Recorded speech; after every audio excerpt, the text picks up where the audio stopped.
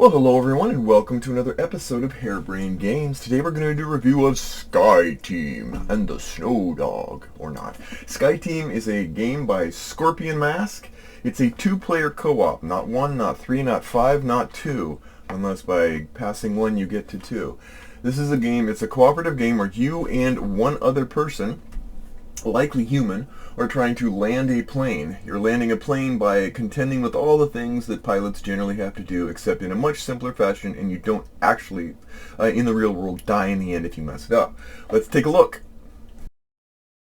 Okay, let's take a look at what comes inside SkyTeam. First off, you have the main board, and the main board is going to host all of the different areas of the console that you and your partner are going to be contending to contain and prepare for an inevitable landing. Each player also gets a player placard, a player visor, a hidden, because you're going to be secretly rolling these dice and then associating these dice one after back and forth in order to try to fine-tune the landing of your plane.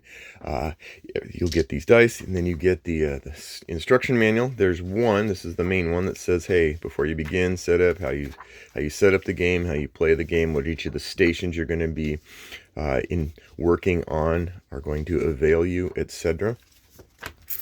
You also get a few components. You get these airplanes. These are flights that you need to get out of the way of or have them get out of your way. There's the altitude meter. It's for every scenario. And there's these, like I said, these are, they appear to be upside down handheld igloos, but in actuality, they're coffee cups, so don't be fooled. Anyway, and then you have areas of the board. You have a few very small but very helpfully organized polygonometric shapes here to help you manage some of the instrumentation. The game does come with these cardboard, tiny cardboard, look like, nine-sided dice, but they're not. They could fit here. However, I've actually blinged it up a bit because I found that with the other sections here being so nice, look at this nice little plastic attitude. Here we go. Yep, your roll value. I just took Amazon has these for cheap, but the idea being as you prepare the stations, you're gonna, like, as the landing gear goes down, everything's gonna be green. And so it's nice little double-sided board. That's what comes with it as well. And in addition, you're going to get a bunch of additional of these stuff, like sticks, like landing sticks. Stick to landing. These are airport sticks, and they're going to, over time, have different criteria, different hazards, different things going on as you try to land at different airports. There's also the flight log. It does warn you not to give away any secrets. Secrets. Pause the thing. But it does have a whole variety of different scenarios and situations that you're going to contend with as you play. And these are extra components that map to some of the extra things you're going to find yourself battling when you take on more than the base scenario here. And that's it. Let's get into an example of play. Alright, the object of the game is to win, and you win by scoring the most... No, I'm kidding. You actually win by landing the plane. It's as simple as that. It's such a simple game. Did you land the plane? Yes. Did you not? Well, you crashed, and no one likes you. Alright, so how that works is you begin in 3 phases. Each player, again, has the dice. These dice are going to drive what goes on. There's going to be areas of the board that you're going to be using those dice on, and they're all happily placed here. At the start of every round, you do a talk. You go like, how are we doing? Here's some things that make the game go bad. If at any time you roll your plane too far, well, bye-bye birdie, and you lose. If at any time you don't place dice on these mandatory sections, well, you lose. If you don't place dice on these engine sections, you lose. So a lot of this is, yeah, like you'll get it. Well, it becomes quite simple. Other than that, all these others are residual areas of things that you're going to have to do over time. You're going to have to slowly make your way to the airport. This is where you are now, and as time goes on, you're going to move down closer and closer to Montreal Airport. You're also going to have to drop your altitude. You begin at 6,000 feet, and you're going to eventually get to 0. The sweet spot is you land at the airport without running into any planes. People like that. You you do that at the same time that you get 0 speed. You have your landing gear down. People also appreciate that. And your flaps have to be down, which also helps lower your airspeed. You have to be absolutely, you can't be like this. No one lands like this. Yeah, and that's basically it. You've got your different dials and stuff that all have to be. And this is the important one. This is the brakes, and so you have to have your brakes. The more you put the brakes in the right spot, the easier it's going to be to make the landing. But so don't worry, that's not just a smiley face. There's actual value. And you also need to drink coffee. Well, you don't have to drink coffee, but if you drink coffee, it helps your clarity. I guess that's a new thing. This has been vetted against pilots everywhere, so I know it's true. All right, so we begin. First off, we talk and go, you can't say anything like, hey, put your 6 dice here if you get one, or put your 4 dice here. You can just say, okay, it looks like we're doing good. We might want to get some of those planes out of the way. You just give like, hey, here's some suggestions. And the pilot and the co-pilot have different roles. Anything blue, the pilot can do. Anything red, the co-pilot can do if they're not dead. That's my rhyme. All right, so we begin. We roll. Okay. Little does my co-pilot know that I have a 1, a 5, a 2, and a 6. Not a 9, a 6. Now I'm going to do the same thing here. I'm going to roll this dice. 1, 2, 4. All right. Now, first off, we can do this. This can be used by anybody at any time to roll the dice. To do a reroll, and everybody can reroll as many or as few dice as they want. It's just okay, this is really not going to go well for us, so we need to do this. Medical dice emergency or something. So anyway, so then we know that the pilot goes first because, well, it's blue. So we're at 6,000 feet up in the clouds, and we have to decide what to do. Well, we know that 2 of our dice have to go here, and so we decide. How does that work? Well, I'm going to quietly put this here and say, okay, this is my 5. Now my co-pilot's going to go, oh boy, I don't have a 5. I really want to match it. Why? Because you take the larger and subtract the smaller, and then you rotate your plane in that regard. So, you know what? Let's just do this. We're going to do a 4. 5 minus 4 is 1. We're heading this way. So now we're tilting here. Okay. All right. So then the pilot says, well, shoot. Do I want to blow? I do. I'm going to do this. Vroom, vroom, engine, vroom, vroom, 6. Well, how does that work? Well, you've got the blue mark here and you've got the orange mark here. This is the range. If you can keep your dice accumulation here in this range, you do not move. You basically kind of hang out. You slow down up in the sky. You're not getting too far closer to the airport. So this is your velocity towards the airport as opposed to your height. All right, and your height is always going to drop. No matter what, your height drops. So 6. So right now, if I'm between the blue and the orange, then I'm going to move 1 space, and that's it. Okay, well, that's good. I'm cool with that. However, if for any reason it goes over here, you move 2 spaces, and that could be bad. Why? We'll show you, but not right now. All right, so this actually works out for me because I'm going to put this 1 here. 6 plus 1 is 7. You resolve these when they happen. So 7. So we're in the range, so we're just going to drop down 1. Ladies and gentlemen, please turn on your smoking seatbelt lights. All right. And so we're set. We don't have to worry anything. Now, what would have happened if there was an airplane here? Well, nothing. If you end up going down to where there's an airplane here, that's fine. But if you ever have to go and there's already an airplane there, you lose. That's right, you lose. You're not allowed to run into other planes. We've talked about this. All right, so there's that. Okay, so that's the basic functionality. That's what you're going to do. However, you also have other opportunities to do things as well. For example, I can use this dice for the radio, and notice that the pilot can only do it once, but the co-pilot is empowered to do this twice. So he's yakking at the control tower while the pilot's apparently doing much more important things. And then you count up 1, 2 spaces. If this was a 6, it'd be 1, 2, 3, 4. And you can remove one of the planes. All right, good. We've told that plane to get the heck out of there. Now we're safe for a little while from having to worry about colliding with the plane. Now my co-pilot looks and goes, you know what? There's no value in me doing that because there aren't any planes there. But I'm going to put this here. All right, and that unlocks this and says, okay, all of these have to be green when I land. If they're not green when I land, bad juju.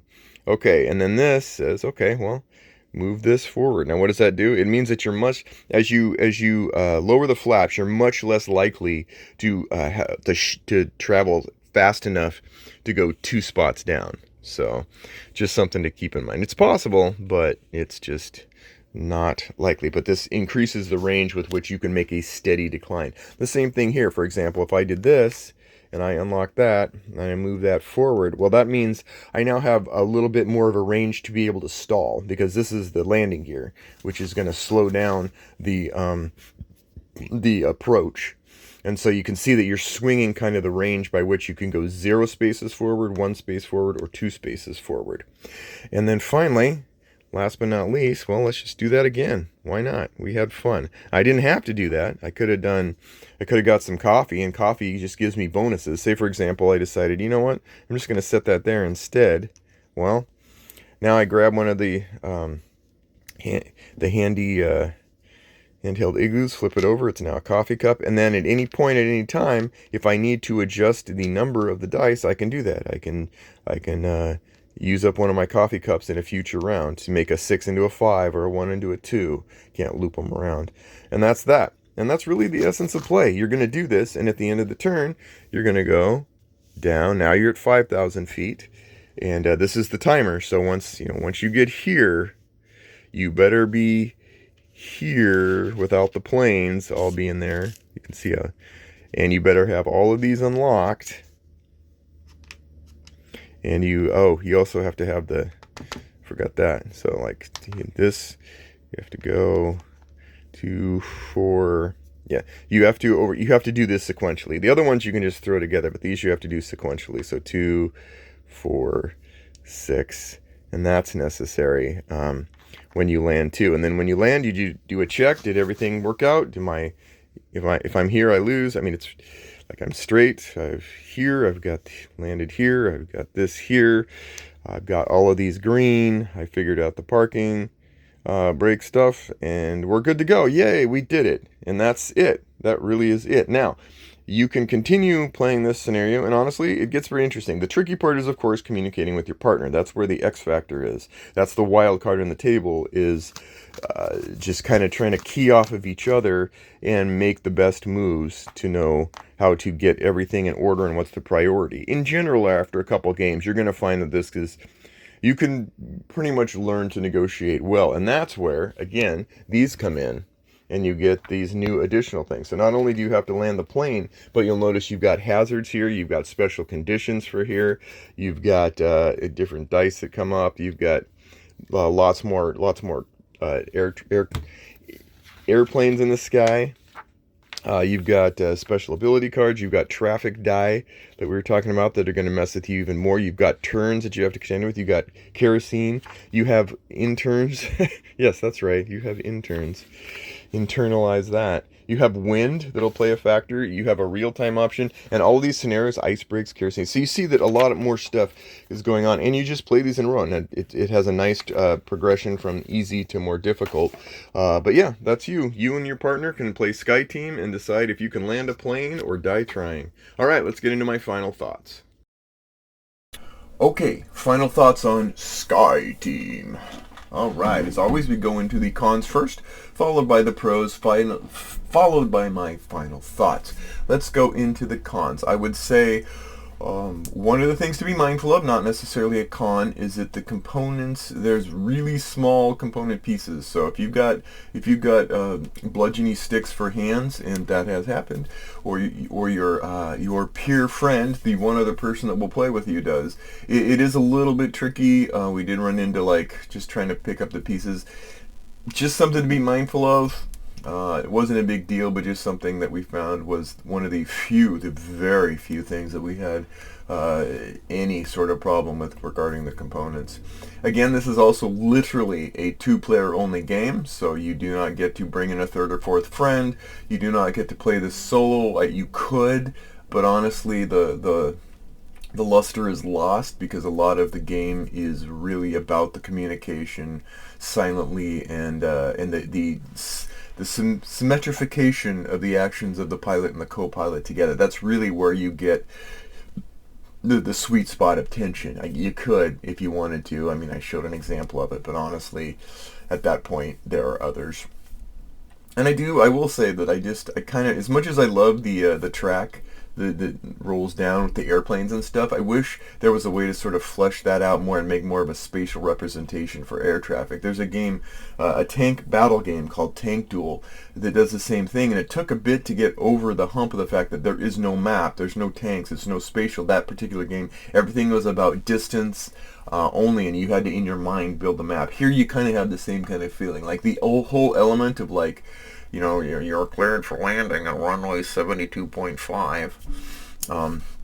That all of that is that's it, that one is the one part that's really kind of abstracted down. But then again, this isn't a game built to be Microsoft Flight Sim, so I understand that. But honestly, it does speak to the fact that I like this game enough and I'm drawn to it enough that I'd love to see more of it. So that speaks to that. There's really not that many cons. So let's get into the pros. It is a well-crafted component and presentation mindset that went into this. There's clear attention to detail in every aspect to make this aesthetic and functionally pleasing to anyone picking up to play it. Even from the start, when you open the box and the first thing you see is a bunch of garbage can logos, and you realize that they're basically saying you're okay to throw this piece away, because a lot of these components you push to make little holes, like polygonal holes in the gameplay pieces, the boards and such. And so it's nice to just have that very clearly spelled out. This game really thrives on clearly spelling out everything so that you don't have any murkiness as to what to do and how to do it from the very setup to the very end of the game. So props to that. Sturdy layer boards. They had the little glue. You had the little glue pads that you put on there and slap together like space captains did at the same thing, I think. And it really makes for a cohesive station from which to play the game when you know that you've got this board, this track, this representation of my cockpit, and everything is really set so that there's a place for everything and everything in its place, which means instead of having to worry about, okay, that's right, what was that rule again on the brakes? Let's go to the menu. No, it's like it's all there, spelled out for you. Not in some gaudy way, but just like, here's this great instrumentation. Oh, and by the way, there's just enough of a hint here that you remember what to do without having to go read through the admittedly very good manual. And I do like the rulebook. I think they did an excellent job. It's exactly the right size of information to give you. They presented it well. No complaints. Nice of them. Like it, just a good job on the rulebook to get you up to speed really quickly on what to do. The other thing is I really like the fact that you have a growing number of more complex scenarios over time, and I think that's going to lend very, very well. It's got an ease of introduction, and the reason for that is that the base game scenario, Land in Montreal, is exactly right. It's not too punishing, but it's not too limited as to not give you the flavor of the overall experience. But then you start getting into other airport, then you start adding in things here and there. You add a few things here, a few things there, and you're gradually, iteratively giving people a deeper and deeper experience, but they're not being thrown into that experience and going, I'm lost. You're going, okay, last time we played that, this time we can play that, but we got this to contend with, and props to them for doing that.